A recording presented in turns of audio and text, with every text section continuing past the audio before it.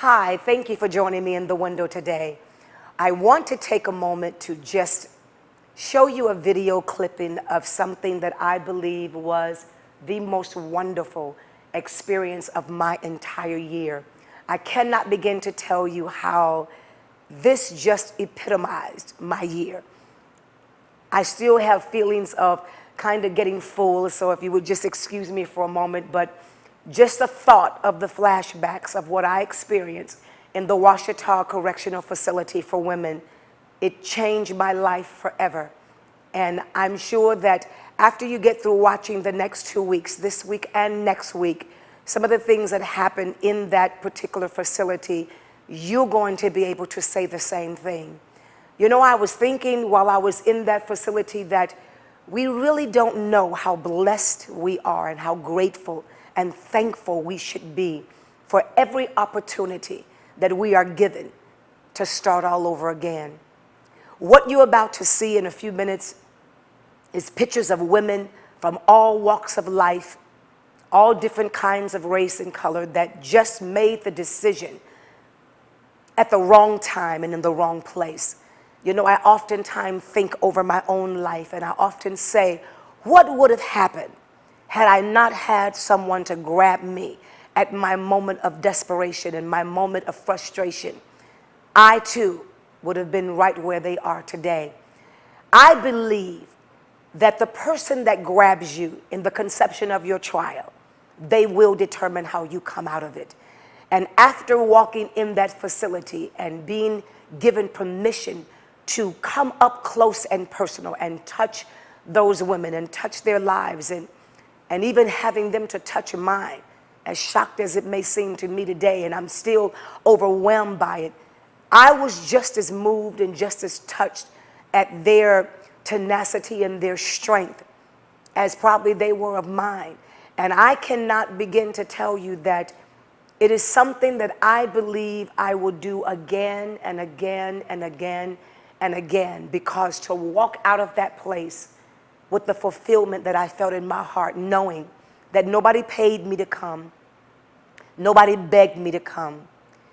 God prompted in my heart to go, and when I went, I knew I was in the right place at the right time, doing absolutely the right thing. When you get through watching this video clip, we have another personal interview that I did with a young woman, and I got overwhelmed a couple of times just hearing her story. She's a young woman that was in the wrong place at the wrong time, 4 children, and ended up being sentenced to 30 years behind bars for something that was just senseless.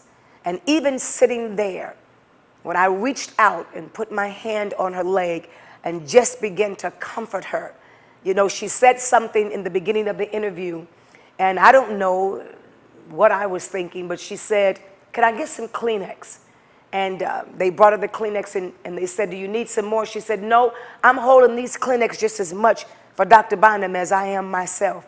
And I chuckled at that because I was getting ready to just sit there and be strong and just do this interview and just keep myself separated from it from a journalist perspective and just kind of hold my posture. But I'm telling you right now, that was almost impossible to do, because what comes from the heart, it goes to the heart. Deep calleth into the deep.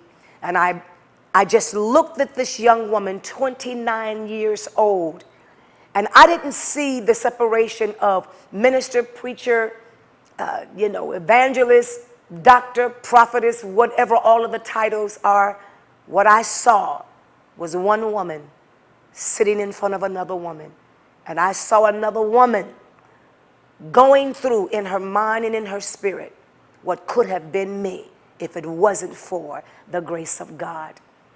After I finished in that prison and we gave out the One Focus t-shirts, it literally turned into a little party, a little Soul Train line, and I got a phone call from the warden a couple of days later, and he said, "I thought when you came this was going to be another preacher coming, and I knew that a lot of these women were not familiar with you. You came to the facility last time, and just about all of those women are either released or they've been transferred out to a big prison to go and spend, some of them, lifelong sentences. And he said, and I know that 90% of the women that are in this facility now, they were not familiar with you. He said, but I cannot begin to tell you that there has been a miraculous change in every last one of them since you left.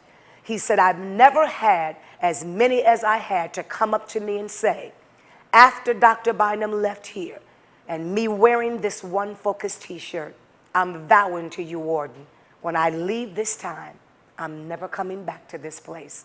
I'm here to tell you that it's time for us to think about somebody else more than we think about ourselves. The Bible tells us, how can we say that we love God? And how can we say we have a love for God's people and the Spirit of God and the presence of God when the scripture said, when I was in prison, nobody came to visit me? And I want you to know that through this particular video, I want to invite you to go with me into the Ouachita Correctional Facility for Women. It's time for your eyes to visit women that are in distress, and to look upon them and make a pledge in your heart and a vow in your heart for this coming up New Year's, that I'm going to pick out a face on that screen and I'm going to make a vow to pray for them every single day of their life. You don't even have to leave your home for that. You don't even have to go outside for that. All you have to do is make a vow in your heart and become committed to caring about somebody else a whole lot more than you care about yourself.